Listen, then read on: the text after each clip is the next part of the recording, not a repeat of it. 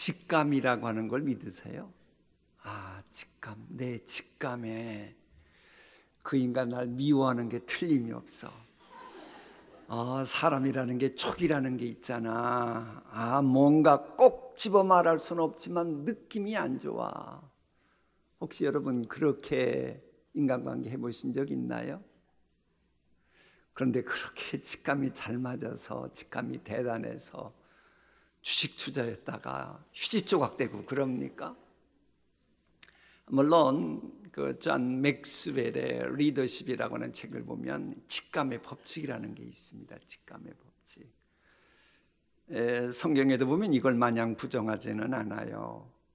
예컨대 하나님의 음성인지 아닌지 아는 방법 중에 하나가 때로는 내 마음에 평안함이 기숙하느냐 않느냐, 이런 것도 한 요소 중에 하나거든요. 하나님의 음성, 그 연구하는 분들의 책에는 이게 한결같이 나와요. 그런데 성경이 말하는 직감의 법칙에는 기준이 있습니다. 내가 평소 기도 생활을 하고 하나님의 말씀 앞에 살려고 노력하고 맡은 일에 충성한 경우에 그쪽 분야에 대해서 직감인 것이지, 기도 생활도 안 하고 노력도 안 하고 게으름 피고 그런데 직감 따진다, 이건 성경이 인정해 주는 데를 찾기가 어렵습니다. 그래 여러분들, 혹시라도 직감인데 그 인간이 요즘 마음이 좀 바뀐 것 같아, 이런 말 하면 된다 안 된다? 그래도 그런 분이 있어요. 내가 사람을 얼마나 많이 치료받는데. 그럼 그렇게 많이 치료본 분들이, 그렇게 많이 주식 연구원 분들이 그저 난리 납니까? 제발 그러지 마세요. 그럼 또 흑백 논리 주장하는 분이 있어요. 흑백 논리의 특징은 자기 생각을 너무 절대시하는 거예요. 어떻게 검은색 아니면 흰색입니까? 회색도 있지.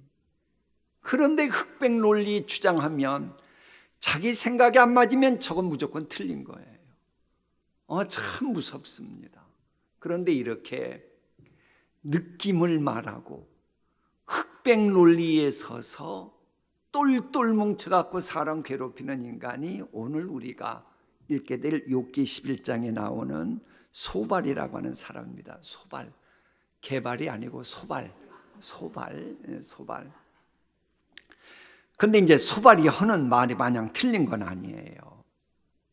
분명 말이 많은 것은 성경에서 어리석은 행위 혹은 허물로 간주하거든요. 자 보세요. 말이 많으면 우매한 자의 소리가 나타나느니라. 잠언에도 있죠. 말이 많으면 허물을 면하기 어려우나 그 입술을 제어하는 자는 지혜가 있느니라. 욥이 사실 그동안 말이 좀 많았어요. 그래서 안 그랬어요? 우리가 욥의 편 들어서 성경 보니까 안 그러지, 객관적으로는 욥이 뭘 그렇게 할 말이 많은지, 무슨 말하면 또박또박 말 기가 막히게 많았어요. 그러니까 소발이 보기에는 오히려 이게 부정적인 효과를 낳았다는 거예요. 이게 사실이에요. 욥이 그렇게까지 말이 많지 않았으면 친구들이 그렇게까지 또 하질 않습니다. 막 덤벼들지 않아요.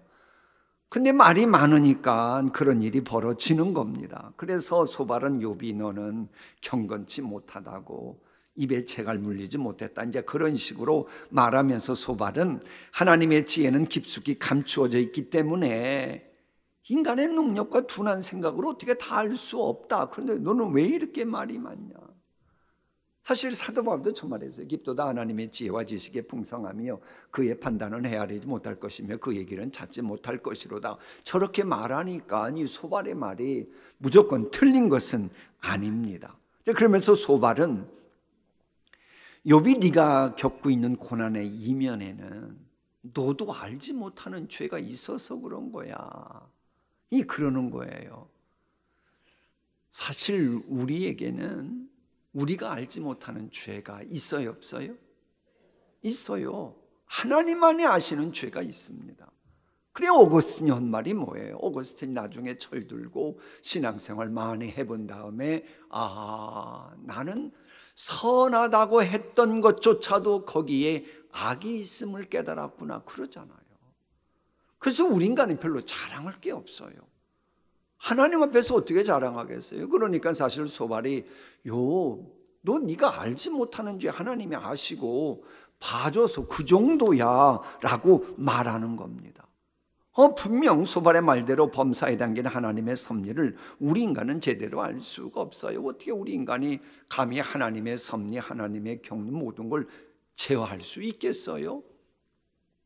그래 하나님 앞에서는 문제없다고 자신할 사람이 없어요. 소발의 말이 맞은 것 같아요. 그런데 제가 질문할게요. 소발이 욥 너 그런 죄 있다고 하는 그 죄 몫을 하나님이 말씀하신 적이 있어요, 없어요? 아니, 소발이 욥 너 이런 죄 졌다라고 말하는 것을 하나님이 말씀하신 적이 있어요, 없어요? 없어요. 아니, 천지전능하신 하나님도 아직 죄 있다고 정죄하지 않은 것을 소발치가 뭐라고 정죄합니까? 아직 욥기에는 지금 하나님의 음성이 등장하지도 않았어요.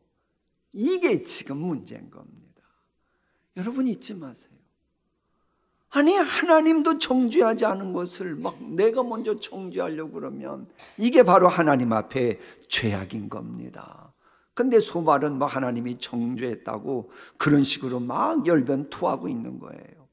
남이 하지도 않은 말을 자신의 목적 달성을 위해서 했다고 거짓말하는 사람은 그건 사기꾼이잖아요. 하나님은 말씀하신 적도 없는데 그 하나님이 말씀하신 것처럼 말하니 소발은 교활한 사기꾼이 되고 만 겁니다.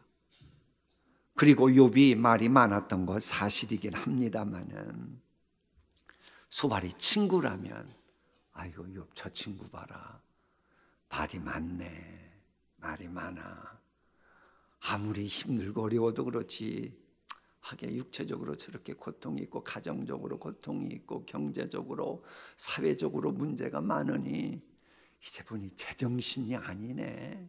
그래도 얼마나 힘들면 제정신이 아닌 것처럼 저렇게 말할까. 이렇게 이해해 주면 얼마나 좋았겠어요? 여러분 이럴 때 아멘 해야 됩니다.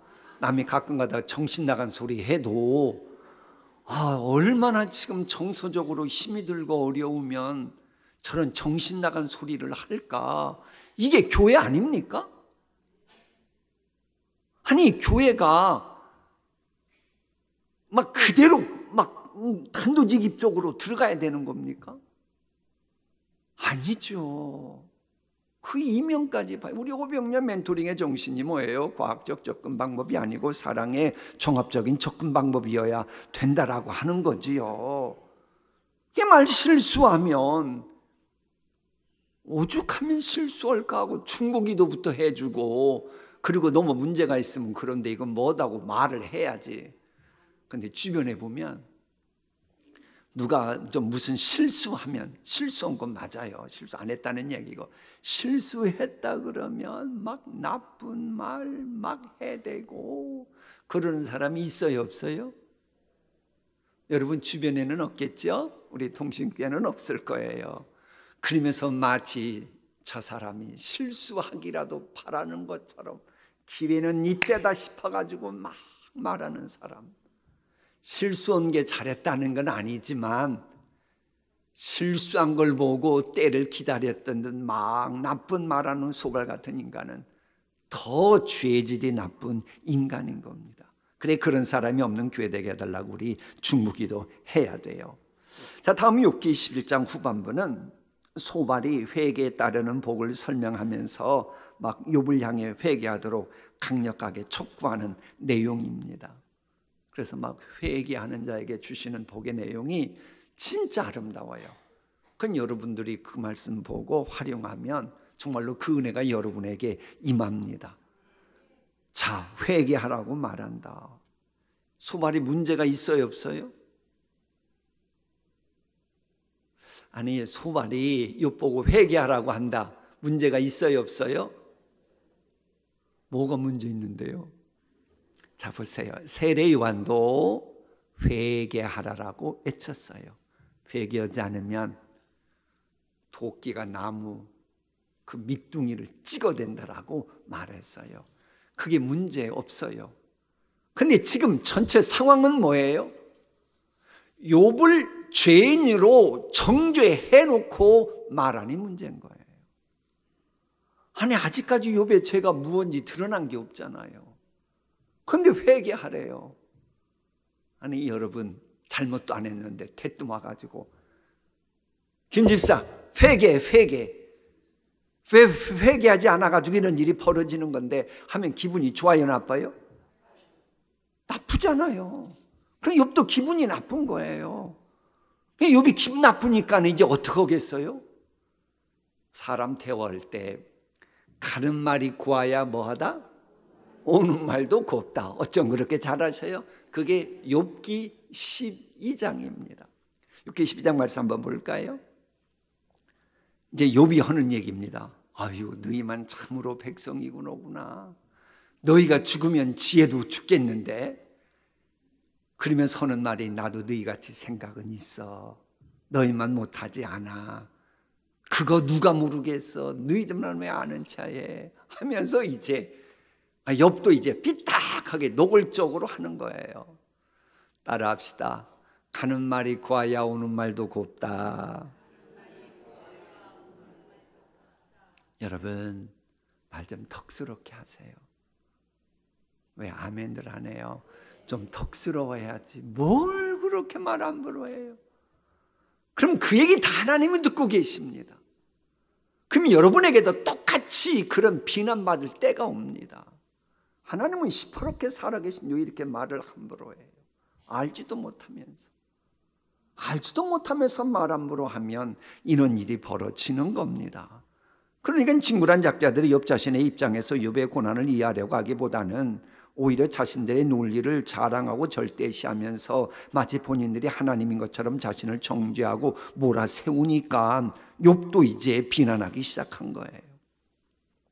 그러면서 이제 욥의 친구들은 마치 자신들이 아니면 세상 지혜를 말할 자가 없는 듯이 착각하고 자기 논리를 내세운다라고 말하면서 너희가 죽으면 지혜도 죽겠구나 이런 말을 한 겁니다. 비방에는 비방으로 맞대응하는 욥입니다. 그러니까 여러분 내가 이렇게 말해도 그 권사님은 천사 같아서 결코 나에게 해코지 않을 거야. 그게 믿을 수 있어요 없어요? 믿지 말아요. 이 욥처럼 온전한 사람도 이제 어느 지경 넘었으니까 이렇게 막 말해야 되잖아요. 아이고 그래도 우리 목사님은 내가 뒤에서 비난하고 그래도 어떻게 하지 않을 거야. 그럼 믿어도 돼 안 돼요?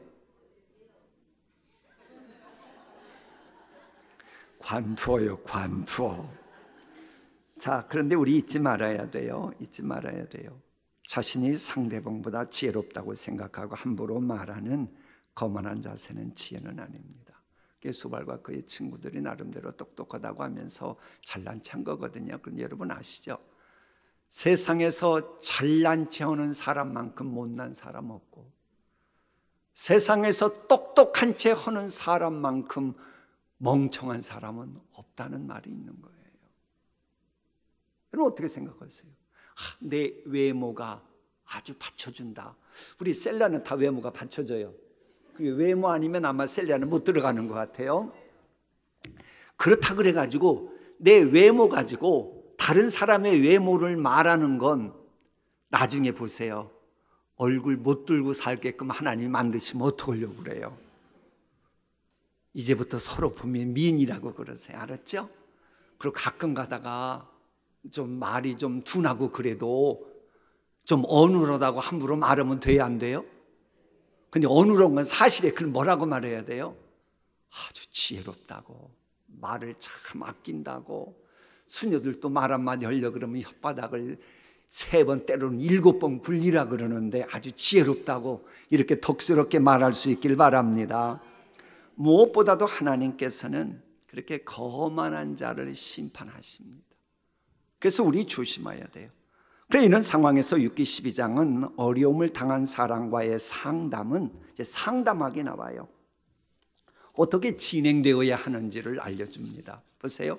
하나님께 불러 아뢰어 들으심을 입은 내가 이웃에게 웃음거리가 되었으니, 그러니까 한마디로 내가 기도 생활하고 응답받은 난데 내가 어쩌다가 이웃에게 조롱거리가 됐나.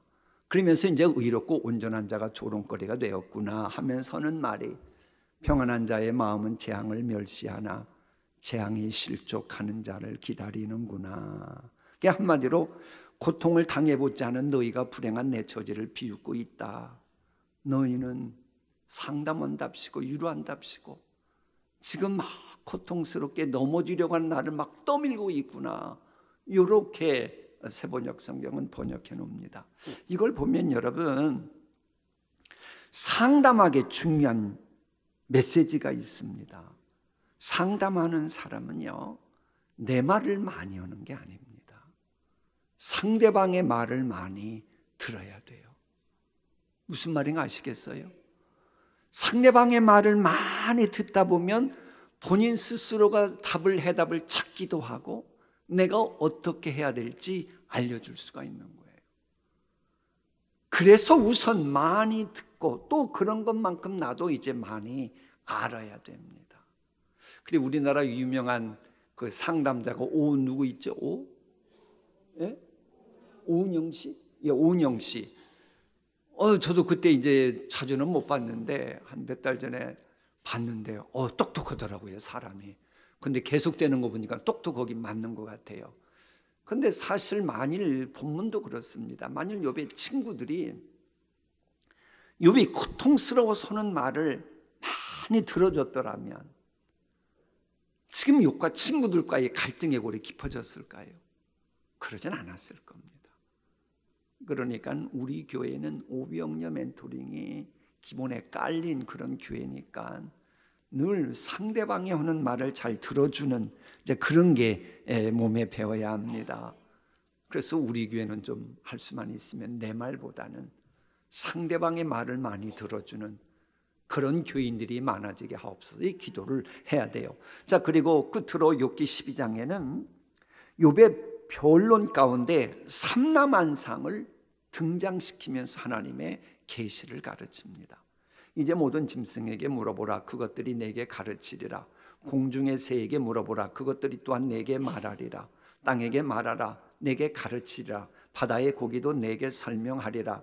저걸 보면 욥의 신학은 대단히 깊었어요. 이제 저것이 로마서 가면 구약 성경에 정통했고 예수님에 대해서 가장 본을 받으려고 했던 사도 바울이 로마서에 가서 성령 충만한 가운데 삼라만상의 신성을 알만한 것이 보인다라고 말하거든요. 그런데 그것보다 수천 년 전에 이미 욥은 저 얘기를 하고 있는 거예요. 그러니까 욥의 친구들은 막 자연 얘기를 하면서 뭐 인과응보 가지고 막 이야기를 해요.